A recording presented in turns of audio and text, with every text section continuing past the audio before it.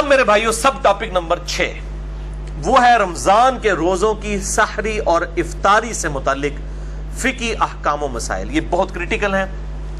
کل انشاءاللہ تعالی ہماری پہلی سحری بھی ہوگی انشاءاللہ تعالی یوم تکبیر کے دن 1998 میں 28 مئی 1998 کے دن پاکستان نے اٹامک بلاسٹ کیے تھے. یوم تکبیر ڈکلیئر ہوا تو کل یوم تکبیر والے دن 19 سال کے بعد یوم تکبیر والے دن ہمارا الحمدللہ 1438 ہجری کا رمضان مبارک کا پہلا روزہ پاکستان میں انشاءاللہ ہوگا. تو یہ سحری اور افطاری کے فقہی احکام و مسائل. یہ عموماً فقہ کا لفظ جب بولا جاتا ہے تو اس سے مراد کوئی فقہ الاحناف یا فقہ حنفی نہیں ہوتا، بلکہ یہ فقہ الاسلام ہے. فقہ عربی میں کہتے ہیں ٹرو انڈرسٹینڈنگ کو، سمجھ بوجھ کو، کسی بات کو صحیح طریقے سے اس کی تہ تک پہنچنے کو. اسی کانٹیکسٹ میں بخاری اور مسلم دونوں میں حدیث موجود ہے اور مشکات میں اس کا نمبر ہے 200. حضرت معاویہ ابن ابی سفیان رضی اللہ تعالیٰ عنہ روایت کرتے ہیں کہ آپ صلی اللہ علیہ وآلہ وسلم نے فرمایا، اللہ تعالیٰ جس کے ساتھ بھلائی کا ارادہ فرماتا ہے اسے دین کی فقہ عطا فرما دیتا ہے، دین کی سمجھ عطا فرما دیتا ہے. اور ساتھ ہی فرمایا وَإِنَّمَا أَنَا قَاسِمٌ وَاللَّهُ يُعْطِي، اور میں تو صرف تقسیم کرنے والا ہوں، عطا فرمانے والی ذات تو اللہ کی ہے. یعنی یہ علم دین ہے، سمجھ بوجھ اللہ تعالیٰ کی طرف سے ہے، اور میں جو لوگوں میں ڈسٹریبیوٹ کر رہا ہوں دین کا نالج تو اللہ کی عطا سے کر رہا ہوں. تو یہ اسی پر امام بخاری نے باب بھی باندھا ہے کہ اللہ تعالیٰ جس کے ساتھ بھلائی کا ارادہ فرماتا ہے اسے دین کی سمجھ عطا فرما دیتا ہے. اور یہی وہ آدھا ٹکڑا ہے جس کو بیان کرتے ہیں کہ آپ صلی اللہ علیہ وسلم رزق بھی تقسیم کر رہے ہیں، لوگوں کو اولاد بھی دے رہے ہیں، اور وہ کہتے ہیں دیکھیں جی یہ حدیث ہے کہ اللہ تعالیٰ دیتا ہے میں تقسیم کرنے والا ہوں. یہ دین کے کانٹیکسٹ میں بات ہو رہی ہے. اس حوالے سے میرا ایک پورا الگ سے ایک کلپ بھی چڑھا ہوا ہے بڑا ڈیٹیل، جسے شوق ہو تو وہ یوٹیوب پہ دیکھ سکتا ہے. سحری اور افطاری سے متعلق یہ جو فقہی احکام و مسائل ہیں ان کو ڈیڈکٹ کرنے کے لیے میں کل 17 صحیح الاسناد احادیث ڈسکس کروں گا. اور یہ میں نے 17 کا عدد لیا ہے کہ اہل سنت اور اہل تشیع کا اجماع ہے دن رات میں فرض نمازوں کی تعداد، جو رکعتوں کی تعداد ہے وہ 17 ہے. فجر کے 2 فرض، ظہر 4، عصر 4، مغرب 3 اور عشاء کے 4. یہ 17 حدیث کل 3 ٹاپکس کے اندر ڈسکس ہوں گی. پہلی 7 احادیث جو ہیں وہ سحری سے متعلق، اگلی 5 افطار سے متعلق، اور اس سے اگلی 5 جو ہیں وہ پرٹیکولرلی افطاری کا جو ٹائم کا اختلاف ہے سنی اور شیعہ کا، اس پہ میں انشاءاللہ حق بات جو ہے وہ بیان کروں گا. یہ 17 احادیث ایک انٹلیکچوئل ترتیب کے ساتھ میں نے جمع کی ہیں.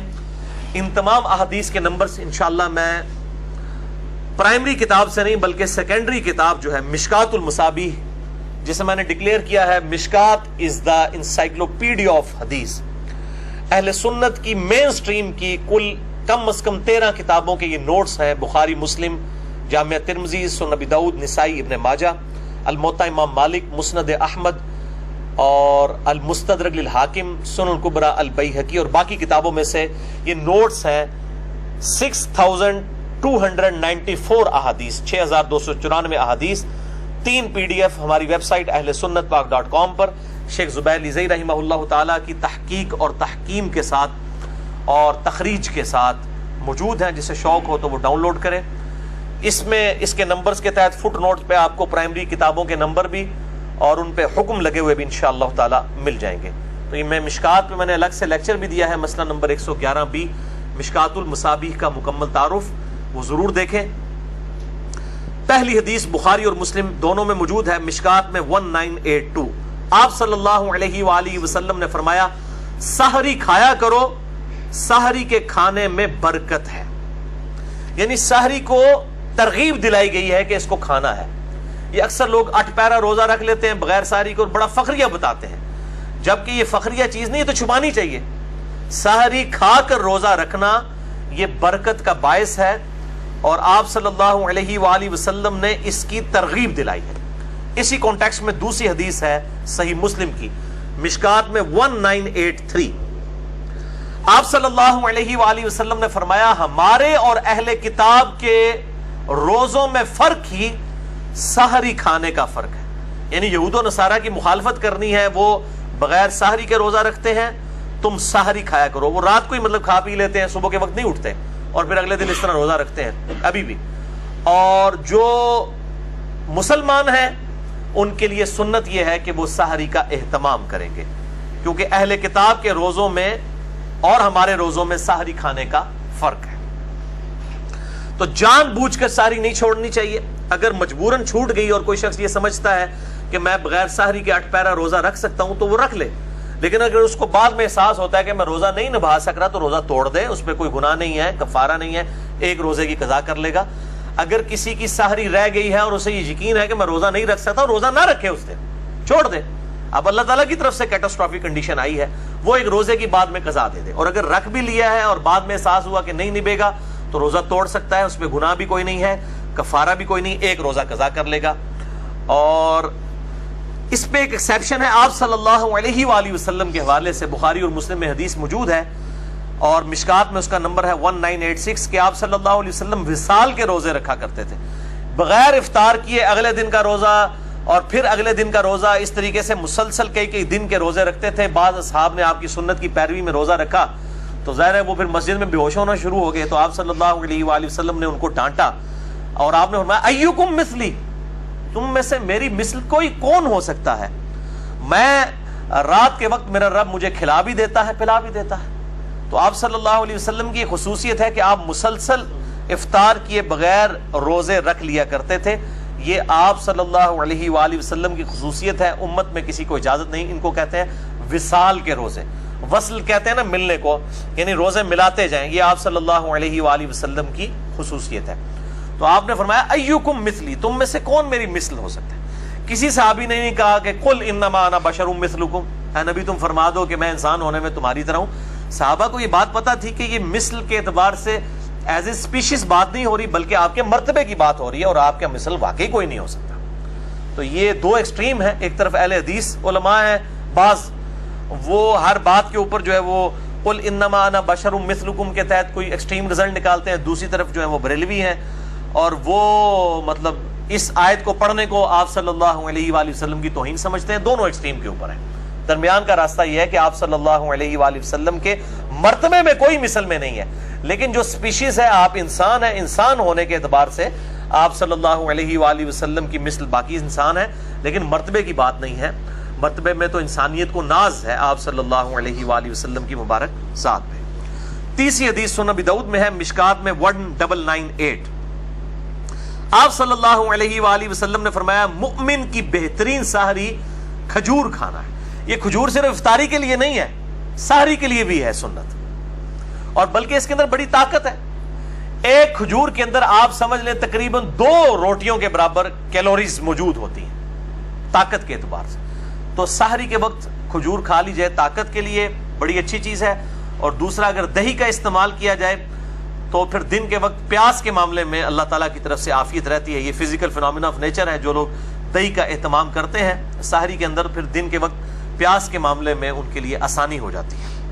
چوتھی حدیث سنن نسائی میں ہے موقوفاً سیدہ حفصہ رضی اللہ تعالی عنہا سے, یعنی ان کا قول ہے. مشکات میں 1987 حدیث کے فٹ نوٹ کے اوپر شیخ زبیر زئی صاحب نے اس کی تحکیم کی ہوئی ہے کہ سیدہ حفصہ کہتی ہیں جو شخص طلوع فجر سے پہلے روزے کی نیت نہ کر سکے یا نیت نہ کرے تو اس کا کوئی روزہ نہیں ہے.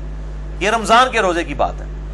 اگر فجر کا وقت شروع ہونے سے پہلے یعنی ختم سحری سے پہلے اس نے روزے کی نیت کی, یعنی رات کو ڈاواں ڈول تھا, شاید سفر پہ جانا تھا یا کوئی اور عذر تھا, اب وہ رات کو اس کو کلیئر نہیں تھا میں روزہ رکھوں گا یا نہیں رکھوں گا, تو اب اسے فجر کا وقت شروع ہونے سے پہلے نیت کرنی ہوگی.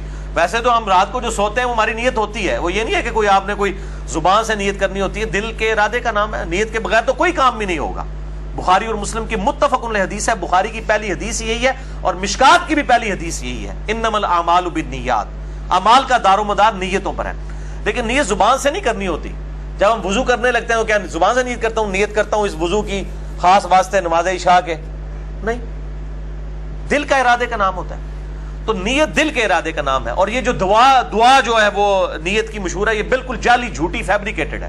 وَبِصَوْمِ غَدٍ نَوَيْتُ مِنْ شَهْرِ رمضان, میں رمضان کے کل کے روزے کی نیت کرتا ہوں. کل کا روزہ کیا, وہ روزہ تو آج کا ہوتا ہے, کیونکہ رمضان کے اندر تو مغرب کے بعد سے ہی جو ہے وہ دن شروع ہو جاتا ہے. ابھی دیکھیں آج شعبان کی 30ویں تھی لیکن ہم نے قیام اللیل کیا ہے کیونکہ رات رمضان کی مغرب کے بعد شروع ہو چکی ہے. کل انشاءاللہ تعالی پہلا روزہ ہے. تو وہ بالکل جعلی دعا ہے, بالکل ثابت نہیں, کسی ضعیف روایت میں موجود نہیں ہے. تو یہ فرض روزے کی نیت رات کو ہونا وہ ڈیفالٹ میں ہوتی ہے, یہ ضروری ہے. ہاں اس شخص کے لیے جو اب ڈاواں ڈول ہے میں کل سفر پہ جاؤں گا یا نہیں جاؤں گا, پھر اس کو فجر سے پہلے ذہن میں نیت کو حاضر کرنا ہوگا. البتہ نفلی روزے کی نیت کا کوئی نہیں ہے مسئلہ. نفلی روزے کی نیت آپ ظہر سے پہلے بھی, زوال آفتاب سے پہلے بھی کر سکتے ہیں.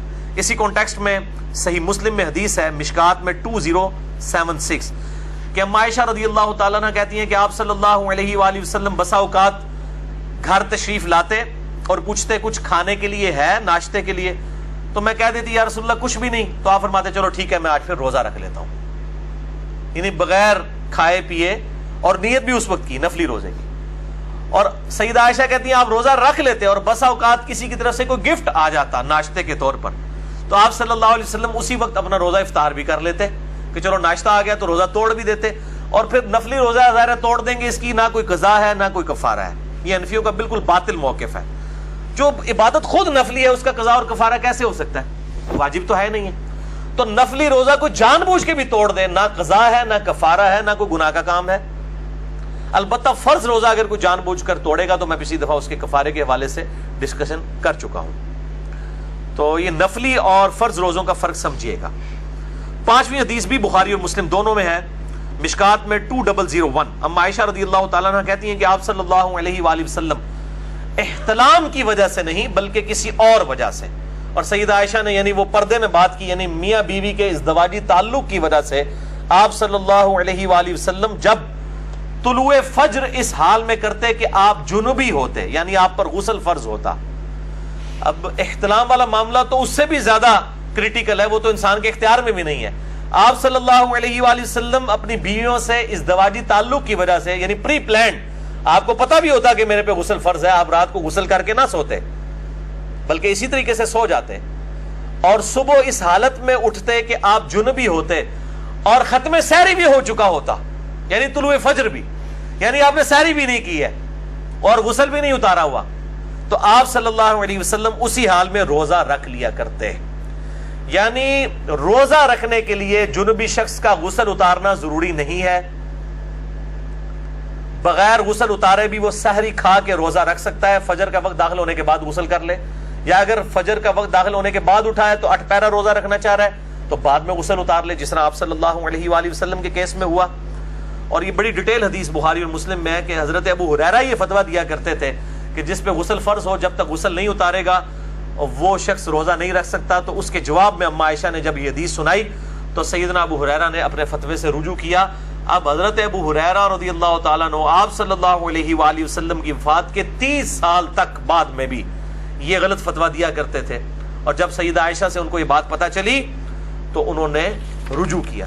تو اگر امام ابو ہریرہ سے کوئی حدیث چھپی رہ سکتی ہے جو سب سے بڑے محدث ہیں, تو امام حنیفہ سے بھی کوئی حدیث چھپی رہ سکتی ہے. کہتے نہیں امام حنیفہ کو کیوں غلطی لگ گئی بھائی, حضرت ابو ہریرہ جو سب سے زیادہ حدیثیں روایت کرنے والے ہیں ان تک حدیث نہیں پہنچی. وہ یہ فتویٰ دیتے تھے کہ جس پہ غسل فرض ہو وہ بغیر غسل اتارے روزہ نہیں رکھ سکتا, تو اور کسی کو غلطی کیا نہیں لگ سکتی, بڑے سے بڑے شخص کو بھی غلطی لگ سکتی ہے. اور امام مالک کا جو قول ہے کہ آپ صلی اللہ علیہ وآلہ وسلم کی قبر مبارک کی طرف اشارہ کر کے کہتے تھے کہ اس صاحب قبر کے علاوہ کوئی روئے عرض پہ ایسا شخص نہیں ہے کہ جس کی ہر بات مقبول ہو, سوائے ان کی ہر بات مقبول ہے, کوئی مردود نہیں. اور پھر فرمایا کرتے ہیں ان کے علاوہ کوئی ایسا شخص نہیں ہے کہ جس کے ساتھ اختلاف نہ کیا جا سکے, ہر شخص سے اختلاف ہو سکتا ہے سوائے آپ صلی اللہ علیہ وآلہ وسلم کے. 6ٹھی حدیث بھی بخاری اور مسلم دونوں میں ہے, مشکات میں 680. سیدنا بلال رضی اللہ تعالیٰ عنہ طلوع فجر سے پہلے اذان دیا کرتے تھے رات کے وقت میں. تو آپ صلی اللہ علیہ وآلہ وسلم نے اپنے اصحاب سے فرمایا کہ بلال طلوع فجر یعنی جو ختم سحری ہے اس سے پہلے اذان دیتا ہے. بلال کی اذان تمہیں کھانے پینے سے نہ روکے, یعنی وہ لوگوں کو اٹھانے کے لیے اذان دیا کرتے تھے. عرب میں اب بھی ہوتی ہے یہاں پر بھی اہل حدیث حضرات دیتے ہیں اذان، یعنی صبح کاذب کے وقت میں، صبح صادق سے پہلے اذان دیا کرتے تھے. تو فرمایا کہ اس کی اذان تمہیں کھانے پینے سے نہ روکے جب تک ابن ام مکتوم اذان نہ دیں، سحری کھاتے رہو. اور راوی کہتے ہیں ابن ام مکتوم نابینا صحابی تھے، جب تک ان کو کوئی بتاتا نہیں تھا کہ فجر کا وقت داخل ہو چکا ہے تو وہ اذان نہیں دیتے تھے. ان کی ذمہ داری تھی کہ وہ اذان دیا کرتے تھے فجر کا وقت داخل ہوتے ہی، ختم سحری. یہ آج کل کی اذانوں پہ نہ جائیے گا، بعض کا اذانیں 5 منٹ لیٹ ہو جاتی ہیں. آج کل گھڑی کا اعتبار ہوگا، جو ختم سحری کا ٹائم ہے گھڑی کو فالو کریں، اذانوں پہ نہ رہیں. اذانوں کا تو کوئی پتہ نہیں کس وقت اذان ہو سکتا ہے لیٹ ہو جائے، ہو سکتا ہے جلدی ہو جائے، لوگ اتنا اہتمام نہیں کرتے.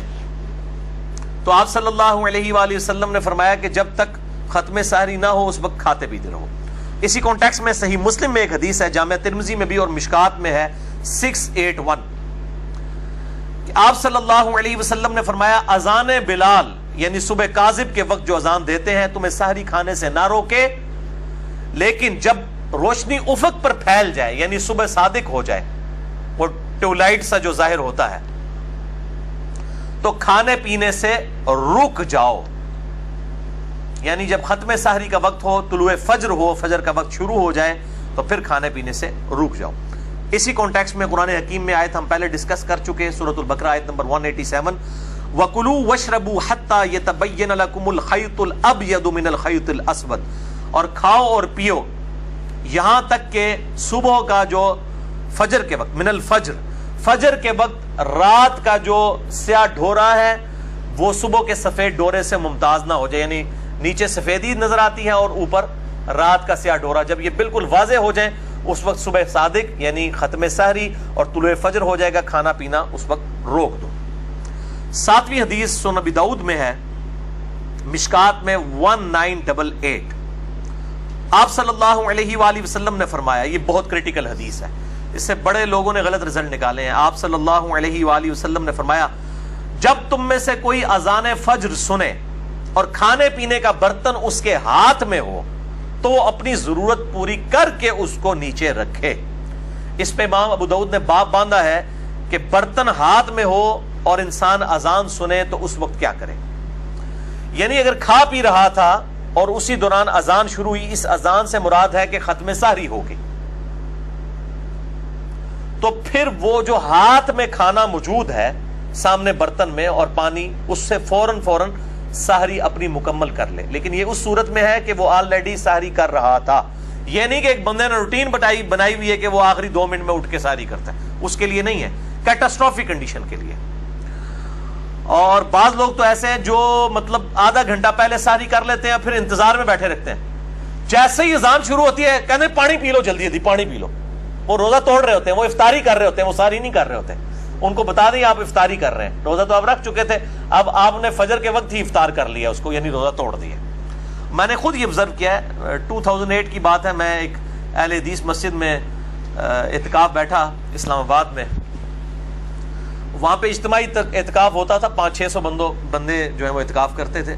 تو وہاں میں نے یعنی یہ چیز آبزرو کی کہ لوگ سحری پہلے ہی کر کے فارغ ہو جاتے تھے، پھر 15-20 منٹ تک گپے مارتے رہتے تھے، اور جیسے ہی اذان شروع ہوتی تھی سارے کولر کی طرف بھاگتے تھے. تو میں نے پھر بڑا شور ڈالا کہ میرے بھائی یہ آپ اس طریقے سے چیزوں سے رزلٹ نکالیں گے؟ یہ تو اسی طریقے سے جیسے بخاری و مسلم میں حدیث ہے، ایک شخص نے رکوع کی حالت میں آ کے آپ صلی اللہ علیہ وآلہ وسلم کے ساتھ جماعت میں شامل ہوا، چونکہ آپ کو پیچھے بھی نظر آتا تھا، آپ نے دیکھ لیا. آپ نے اسے فرمایا آندہ ایسے نہ کرنا کہ تم رکوع میں ہی شامل ہوتے ہوئے چلتے ہوئے آئے ہو. تو اب آپ صلی اللہ علیہ وآلہ وسلم ایک چیز سے منع فرما دے اور ایک بندہ اس کی روٹین بنا لے اور پھر کہ جی رکوع میں رکعت مل جاتی ہے، اتنا غلط رزلٹ نکال لے. یہ بالکل اسی طریقے سے غلط رزلٹ نکالا ہوا ہے. یہ تو ہے اگر کوئی کھا پی رہا تھا اس دوران اذان شروع ہو گئی تو اب اس کو اجازت ہے کہ وہ اس کو کنٹینیو کرے. اور اس میں سحری اور افطاری کے لیے صرف ٹائم اور گھڑی کا اعتبار کیا جائے، گھڑی سٹینڈرڈ ٹائم ہونی چاہیے، اس کو فالو کریں. اور عموماً مؤذن حضرات جو ہے وہ ان چیزوں کا اہتمام نہیں کرتے. اور آج کل تو ہمارے پاس مسلم پرو جو ہے وہ اینڈرائڈ ایپ موجود ہے اور اس طریقے سے سلاٹ ٹائم کے نام کا سافٹ ویئر اور چیزیں موجود ہیں، اس سے ٹائم جو ہے اس کو دے کے سٹینڈرڈ ٹائم کو فالو کریں. ٹائم ہو جائے آپ سحری ختم کر دیں، افطاری شروع کر سکتے ہیں جب مغرب کا وقت ہو جائے، اذان ہو یا نہ ہو. اذان کا اس سے کوئی تعلق نہیں. پہلے تو صرف اذان ہی ایک سورس تھا نا لوگوں کو مطلع کرنے کا. اب ہمارے پاس اس سے بھی ایک بہتر سورس ہے بالکل ٹائنیز ڈیٹیل تک. ہم اذان کے اوپر ریلائی نہیں کریں گے صرف, کیونکہ اذان کی گارنٹی نہیں ہے کہ وہ ٹائم کو دیکھ کے دے رہے ہیں یا نہیں دے رہے, بد احتیاطی بھی ہو سکتی ہے اس حوالے سے. تو ایک ایکسٹریم پہ تو یہ لوگ ہیں جو یہ کھانے پینے والا معاملہ جو ہے وہ موقوف کر کے پھر اذان کے وقت پانی پی رہے ہوتے ہیں, اور دوسری ایکسٹریم پہ وہ لوگ ہیں جو اس فیسلٹی کو چھیننا چاہتے ہیں, خصوصاً ہمارے حنفی بھائی. وہ کہتے ہیں نہیں جی جناب, جب ٹائم ختم سحری ہو گیا, چاہے ہاتھ میں بھی برتن تھا, ادھر ہی نوالا آپ چھوڑ دیں گے, آپ اس کو مکمل نہیں کر سکتے. تو وہ بھی دوسری ایکسٹریم کے اوپر ہے, اور وہ کہتے ہیں یہ کیسے ہو سکتا ہے کہ اب ٹائم ہی ختم ہو گیا تو اب وہ کھانا پینا اب بھی جاری رکھا جائے. تو یہ میرے بھائیوں ٹرانزیشن پیریڈ ہے, یعنی انتقالی وقفہ ہے. یہ نہیں ہوتا کہ وہ آج جس طرح کل انشاءاللہ تعالی 3:20 کے اوپر اسلام آباد میں ختم سحری ہے, یہاں پہ 3:17 بنے گی, تو ایگزیکٹ 3:17 جب جہلم میں ہوئے ہیں تو ایگزیکٹ اس وقت کوئی ایسا بم پھٹا ہے اور جناب طلوع فجر ہو گئی ہے. وہ آہستہ آہستہ جو ہے وہ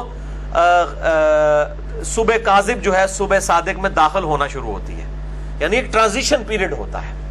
اور اگر وہ ایک دم بھی داخل ہو رہی ہے تب بھی کوئی ایشو نہیں ہے. اس کے سپورٹ میں ایک حدیث ہے جو بخاری اور مسلم دونوں میں موجود ہے, مشکات میں 601 ہے کہ آپ صلی اللہ علیہ وآلہ وسلم نے فرمایا, جس نے سورج نکلنے سے پہلے فجر کی ایک رکعت پا لی اس نے فجر کی نماز پا لی, اور جس نے غروب آفتاب سے پہلے عصر کی ایک رکعت پا لی اس نے عصر کی نماز پا لی. یعنی اگر کوئی لیٹ ہو گیا تھا مجبوری کی وجہ سے, اور غروب آفتاب جس طرح کل اسلام آباد میں 7:10 پہ ہے, یہاں پہ 7:07 پہ, تو کوئی شخص 7:06 کے اوپر عصر کی نماز شروع کرتا ہے مجبوراً لیٹ ہونے کی وجہ سے, اور ایک رکعت اس نے غروب آفتاب کے وقت سے پہلے پا لی, اور باقی 3 رکعتیں اس کی مغرب کے وقت میں بھی ہوئی تو اس کی نماز ہو جائے گی. اسی طریقے سے فجر والا معاملہ بھی ہے. اب حنفی عصر والا مانتے ہیں, فجر والا نہیں مانتے. افتؤمنون ببعض الکتاب وتکفرون ببعض. حالانکہ ایک ہی حدیث میں ذکر ہے کہ جس نے طلوع فجر سے پہلے, طلوع آفتاب سے پہلے فجر کی ایک رکعت پا لی اس نے فجر کی نماز پا لی, اور جس نے غروب آفتاب سے پہلے عصر کی ایک رکعت پا لی اس نے عصر کی نماز پا لی. یہ دونوں ایک ہی حدیث میں موجود ہیں. وہ کہتے ہیں نہیں فجر کی نہیں ہوتی, عصر کی ہو جاتی ہے, اور آگے پھر لاجکس دیتے ہیں جی عصر کا وقت چونکہ مغرب میں داخل ہو رہا ہوتا ہے تو مغرب خود نماز کا وقت ہے, اور دوسری طرف جو ہے وہ فجر کا وقت زوال کے وقت میں داخل ہو رہا ہوتا ہے, مکروہ وقت میں, اس لیے وہاں پہ نہیں ہے. یہ جو لاجکس نکالتے ہیں نا, ان کے لیے پھکی میرے پاس ہی ہے. ان سے یہ پوچھیں کہ پیشاب جو ہے یہ زیادہ ناپاک قطرہ ہے یا منی زیادہ ناپاک ہے, تو یہ کہیں گے جی پیشاب, کیونکہ منی تو انبیاء کی پیدائش کا سبب بھی ہے, تو پیشاب تو زیادہ نجس ہے. لیکن پیشاب کے نکلنے سے غسل فرض نہیں ہوتا, اور منی کے نکلنے سے غسل فرض ہو جاتا ہے. اب ان کی ڈاکٹرائن مان لی جائے تو پیشاب کے بعد بھی غسل فرض ہونا چاہیے, کیونکہ انٹینسٹی زیادہ ہے نا پیشاب کی پلید ہونے کی. یہ میں نے پکی اینٹی وینم الزامی جواب دیا ہے. جو یہ کہتے ہیں کہ نہیں جی عصر کی نماز ہو جاتی ہے, فجر کی اگر کسی نے ایک رکعت پا لی اور اس کے بعد سورج نکلنا شروع ہوا تو وہ اس کی نماز نہیں ہوگی, دوبارہ ہی پڑھنی پڑے گی, تو یہ بالکل غلط ہے. اس حدیث کے تحت میرا اجتہاد اور قیاس ہے اس حدیث کو جو ابو داؤد کو سپورٹیو ہے مشکات میں 1988 کہ اگر کسی کے ہاتھ میں برتن ہے اور اس دوران اذان شروع ہوئی ہے تو وہ کھانا پینا وہ فوراً اپنا مکمل کر لے. یہ نہیں ہے کہ 20 منٹ اذانیں ہو رہی ہے تو وہ اٹھے ہی اذانوں کے وقت. آج کل اذانیں بھی بڑی لمبیاں ہوندیاں نے, وہ کہتے ہیں آخری اذان تک کھاندے رہو. آخری اذان نہیں پائی جی, ایک اذان جیڑی اس ٹائم دے وچ ہوئی ہے, ایگزیکٹ اس وقت جو سٹینڈرڈ ٹائم کے مطابق, اس اذان کے اندر اندر آپ نے کھانا پینا مکمل کرنا, یعنی 1-1.5 منٹ کے اندر اندر اپنا آپ کو مکمل کریں. بالا ہم تو اس طرح کی کوئی حرکت نہیں کرتے, نہ رسک لیتے ہیں, ہم تو 10 منٹ پہلے ہی روزہ بند کر دیتے ہیں. اتنا رسک لینے کی کیا ضرورت ہے کہ بالکل آپ ایج کے اوپر جا کے سحری والا معاملہ کرنا شروع کر دیں. اب میرے بھائیوں اگلی 5 احادیث افطار سے متعلق ہیں. پہلی حدیث جامعہ ترمذی, سنن ابی داؤد, سنن ابن ماجہ, مسند احمد میں ہے, مشکات میں 1990. آپ صلی اللہ علیہ وسلم نے فرمایا جب تم میں سے کوئی افطار کرے تو کھجور سے کرے کہ وہ باعث برکت ہے, یعنی فوراً طاقت آ جاتی ہے, کیلوریز. اگر کھجور میسر نہ آئے تو پانی سے افطار کر لے, وہ باعث طہارت ہے, یعنی کھجور یا پانی. یہ بعض لوگوں نے کہا جی نمک نال بھی کر لے, اے بھی نہ ہوئے, کولوں لا لیندے چیزاں. بھائی نمک دا کدھر ذکر نہیں ہے, کھجور اور پانی کا ذکر ہے. دوسری حدیث جامعہ ترمذی اور سنن ابی داؤد میں ہے, مشکات میں 1991. آپ صلی اللہ علیہ وآلہ وسلم نماز مغرب سے پہلے چند تازہ کھجوروں کے ساتھ افطار کیا کرتے تھے. اگر کھجور نہ ہوتی تو آپ صلی اللہ علیہ وآلہ وسلم چند چھہارے کھا لیا کرتے. یہ چھہارے کھانا بھی سنت ہے, اور یہ جو بد دی جاتی ہے نکاح کے موقع پر یہ میٹھا تقسیم کرنا, یہ بھی سنت ہے. اگر چھہارے بھی نہ پاتے تو پانی کے چند گھونٹ پی کر آپ صلی اللہ علیہ وآلہ وسلم افطار فرما لیا کرتے. تو پانی سے بھی افطاری ہو جائے گی, یہ کوئی گناہ کا کام نہیں ہے. اکثر لوگ ضروری کھجور ہی تلاش کر رہے ہوتے ہیں, اگر کھجور نہیں ہے تو پانی کے ساتھ بھی روزہ افطار کرنا سنت ہے, یہ کوئی عیب والا معاملہ نہیں ہے. تیسری حدیث سنن ابی داؤد میں ہے, بڑی کریٹیکل ہے, میں اس کا نمبر بھی بتا دوں 2357 اور مشکات میں 1993 کہ آپ صلی اللہ علیہ وآلہ وسلم جب روزہ افطار کرتے تو آپ صلی اللہ علیہ وآلہ وسلم یہ دعا پڑھا کرتے, ذهب الظمأ وابتلت العروق وثبت الاجر انشاءاللہ. پیاس چلی گئی, رگیں تر ہو گئیں. یہ افطار کے بعد پڑھنا ہے جب رگ واقعی تر ہو جائے, پہلے نہیں. اور اللہ کے حضور انشاءاللہ ہمارا اجر پکا ہو گیا. تو یہ آپ صلی اللہ علیہ وآلہ وسلم دعا پڑھا کرتے تھے. مشکات میں اتنے الفاظ ہیں, ابو داؤد میں پوری حدیث ہے, سنن ابی داؤد 2357. وہ تابعی کہتے ہیں کہ عبداللہ بن عمر کو میں نے دو کام کرتے ہوئے دیکھا ہے. ایک تو وہ مطلقاً مٹھی کے بعد داڑھی کاٹا کرتے تھے, مطلقاً, کوئی حج عمرے کا ذکر نہیں. اور دوسرا افطار کے وقت یہ دعا پڑھا کرتے تھے, اور کہتے تھے کہ نبی صلی اللہ علیہ وآلہ وسلم بھی افطار کے وقت یہ دعا پڑھتے تھے. داڑھی پہ میرا مسئلہ نمبر 33 ڈیٹیل کے ساتھ آپ دیکھ سکتے ہیں, اس حدیث کو میں نے بیان کیا وہاں پر بھی. ایک اور مشہور حدیث ہے لیکن پکی ضعیف ہے, مرسل روایت ہے, تابعی نے صحابی سے نہیں ڈائریکٹ نبی صلی اللہ علیہ وآلہ وسلم سے روایت بیان کی ہے. اس کو ہم کہتے ہیں مرسل, چھوٹا ہوا واسطہ, منقطع ہے. معاذ بن زہرہ تابعی سے کہ نبی صلی اللہ علیہ وآلہ وسلم دعا پڑھتے تھے اللہم لک صمت وعلی رزقک افطرت. لیکن یہ روایت مرسل ہے, چھوٹا ہوا واسطہ ہے, ضعیف روایت ہے, اور اس کو بھی خالص نہیں رہنے دیا ہے. پہلے روایت ہی جعلی تھی, اس میں بھی لوگوں نے اللہم انی لک صمت وبک آمنت وعلیک توکلت وعلی رزقک افطرت, اور ملاوٹ ہوئی, شاید بھی ملاوٹ پائی ہوئی ہے. یہ دعا ویسے ہی کمزور تھی اور بالکل چھوٹا ہوا واسطہ تھا, اور باقی جو ساتھ ملا دیا, اور پھر کہتے ہیں کہ کیا اس میں کون سے الفاظ غلط ہے. بھائی بخاری اور مسلم دونوں میں حدیث موجود ہے, بخاری میں 247 ہے اور مسلم میں 6882. ایک صحابی کو آپ صلی اللہ علیہ وسلم نے دعا تعلیم فرمائی, اس میں الفاظ تھے بنبیک الذی ارسلت, میں ایمان لایا اس کتاب پر جو تو نے اپنے نبی کے ساتھ نازل کی. اس صحابی نے دعا میں پڑھ دیا برسولک, میں اس کتاب پر ایمان لایا جو تیرے رسول کے ساتھ نازل ہوئی. رسول سپرلیٹو ڈگری ہے, نبی تو چھوٹی ڈگری ہے. اس نے نبی کے الفاظ کو رسول کر دیا, اعلیٰ کام کیا, نیکی کا کام. لیکن آپ صلی اللہ علیہ وآلہ وسلم نے فرمایا بنبی کا کہو, وہی کہو جو میں نے تعلیم فرمایا ہے. یعنی بنبی کا کو بی رسولی کا بھی نہیں پڑھ سکتے. یہ جائے کہ بندہ خود سے جی وہ واقعنا عذاب القبری, واقعنا عذاب الحشری, پتہ نہیں کیا کچھ داخل کیا ہوا ہے. قرآن میں دعا آئی ہوئی ہے میرے بھائیوں, سورۃ البقرہ میں, بخاری اور مسلم میں موجود ہے, ربنا آتنا فی الدنیا حسنۃ وفی الآخرۃ حسنۃ وقنا عذاب النار. یا بخاری اور مسلم میں ہے اللہم ربنا آتنا فی الدنیا حسنہ وفی الآخرۃ حسنۃ وقنا عذاب النار. دنیا میں سب کچھ دنیا آ گیا, آخرت میں قبر آخرت کی منزلوں میں سے پہلی منزل ہے. بخاری اور مسلم میں حدیث ہے وقنا عذاب النار, وقنا عذاب النار, ربنا آتنا فی الدنیا حسنہ وفی الآخرۃ حسنہ. آخرت کی حسنہ ہونے میں عذاب قبر سے بھی, عذاب محشر سے بھی, اور اسی طریقے سے پل صراط, یہ ساری چیزیں وفی الآخرۃ حسنہ میں آتی ہیں. اور واقعی عذاب النار میں تو الٹیمیٹ کامیابی آ گئی الحمدللہ. چوتھی حدیث شعب الایمان امام بیہقی کی کتاب میں ہے, اور شرح السنہ امام بغوی کی کتاب میں, اور مشکات میں 1992 ہے. آپ صلی اللہ علیہ وآلہ وسلم نے فرمایا جو شخص کسی روزہ دار کا روزہ افطار کرائے یا کسی مجاہد کی تیاری کروائے تو اسے بھی اس روزہ دار اور مجاہد کے مثل ثواب دیا جائے گا الحمدللہ. اب یہ مجاہد کو مسلمانوں کا گلا نہ کاٹنے گیا ہو جو واقعی جہاد ہو, یہ اس کانٹیکسٹ میں ہے. پانچویں حدیث افطار کے وقت دعا کی قبولیت کے اعتبار سے جامعہ ترمذی اور سنن ابن ماجہ میں ہے, مشکات میں 2249. آپ صلی اللہ علیہ وآلہ وسلم نے فرمایا 3 لوگوں کی دعا قبول ہوتی ہے. نمبر 1 روزہ دار جب افطار کے وقت دعا کرتا ہے, افطاری کا وقت دعا کی قبولیت کا وقت ہے. نمبر 2 عادل بادشاہ کی دعا. نمبر 3 مظلوم کی دعا.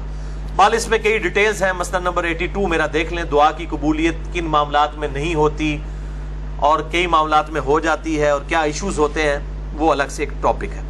इसी कॉन्टेक्स्ट में एक और ज़िम्नन हदीस है सुनन इब्न माजा में 1753 कि आप सल्लल्लाहु अलैहि वसल्लम ने फरमाया इफ्तार के वक्त की गई दुआ रद्द नहीं की जाती। वो उस हदीस में अल्फाज थे कि दुआ कबूल होती है, इसमें अल्फाज है दुआ रद्द नहीं होती। ये मिशकात में नहीं है, मैंने इसलिए इब्न माजा का नंबर बताया। और इस हदीस के रावी कहते हैं इब्न अबी मुलैका ताबई कि अब्दुल्ला बिन अमर बिन आस ये हदीस बयान किया करते थे और इफ्तार के वक्त वो दुआ किया करते थे, अल्लाहुम्मा इन्नी अस्अलुका बिरहमतिकल्लती वसिअत कुल्ल शैइन अन तगफिरली।